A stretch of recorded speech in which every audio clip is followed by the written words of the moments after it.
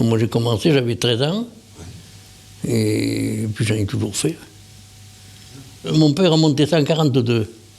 Quand ça commençait un peu à serrer la ceinture, il a monté un moulin pour commencer, pour faire le gruau. Et puis après, il y en a un qui lui a dit, mais si tu achetais une presse, tu pourrais faire l'huile aussi. Alors il a trouvé une presse à Beaufort, chez Morin de Beaufort, le meunier de Beaufort. Une presse à vis à l'époque. Il fallait 4 types qui tournent le treuil.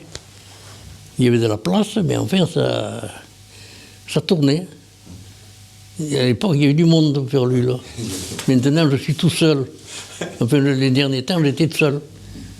Quand je trouvais quelqu'un, j'embauchais quelqu'un, mais une année, j'en ai dressé, je ne sais pas combien, peut-être 7 ou 8 jeunes. Ils travaillaient 2-3 jours, puis payez-moi, puis voilà, on a besoin des sous. Il n'y avait plus besoin de travailler, d'avait gagné 4 sous.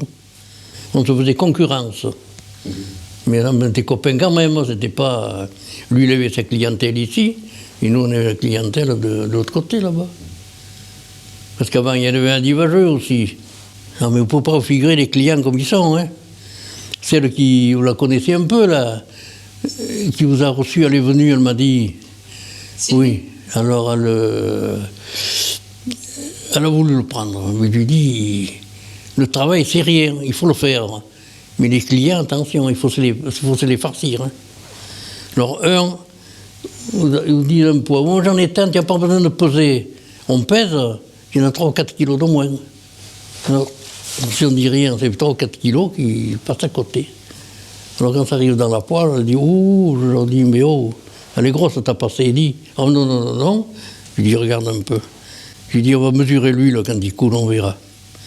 Alors, on voyait à peu près. D'habitude, il faut 2 kilos de noix pour faire 1 litre d'huile. Vous aviez 10 kilos de noix, ça faisait 2 € le kilo, ça faisait 20 € par exemple, un truc comme ça. D'autres, ils se payent en huile. D'autres, ils ont trop de l'huile, oh, ils disent, t'en laisses un peu, ça payerait un peu la façon, vous voyez. Parce qu'il y en a qui font de l'huile juste pour eux. Combien j'en connaissais qui venaient, ils en faisaient faire pas mal. Et je lui dis, vous n'en faites plus de... Oh non, non, non, non, les noix. On casse juste de l'huile, des noix pour faire de l'huile pour nous. Les gosses, ils en veulent, ils n'ont qu'à venir ramasser les noix. Alors pour ramasser les noix, il n'y avait personne. Mais quand l'huile était faite, ils étaient là pour tirer. Oui, c'est un bout de tourteau, ça. Il y en a qui l'emportent pour faire des gâteaux. Ah oui? Oui, oui. Seulement le défaut, dedans, il y a toujours des bouts de coquilles de noix. C'est ça, c'est ça, c'est ça. Il y en a qui me disent, garde-moi nos boules de pâte. Maintenant, ça ne se fait plus parce que les jeunes ne connaissent pas ça. Mais enfin, il y en a qui font une boule de pâte comme ça et je leur dis, c'est pour trouver des noix qui n'aient pas de coquilles dedans. Parce que les gens, ils cassent des noix et comme le reste, vite, vite, vite, vite, puis les coquilles, elles filent.